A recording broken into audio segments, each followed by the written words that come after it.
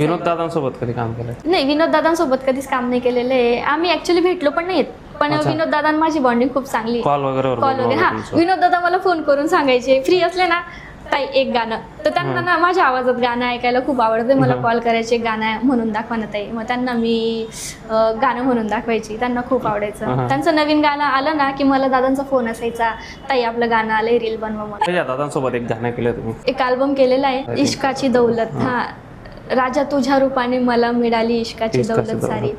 दादा आपल्या घरी आले होते आणि सगळेच आपल्या घरी थांबले होते. खूप डाऊन टू अर्थ पर्सन. सगळे म्हणजे जे पण जेवढं पण कॅमेरामॅन पूर्ण क्रू होता, ग्रुप सगळे आपल्या घरी. आपलं घर खूप छोटं आहे, पण तरी ते राहिले एकदम मस्त. आणि त्यांचा स्वभाव एवढा भारी आहे ना, माझे फेवरेट आहेत.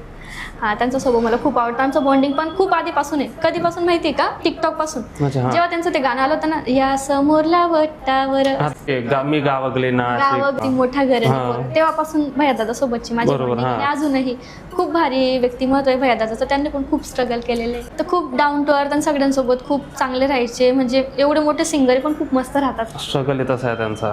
तसं आहे स्ट्रगल. खूप सिम्पल आहे काम. म्हणजे तुम्ही काम नाही केलंय का सोबत? म्हणजे त्यांनी सिंगिंग केलेली आणि मी व्हिडिओमध्ये होती.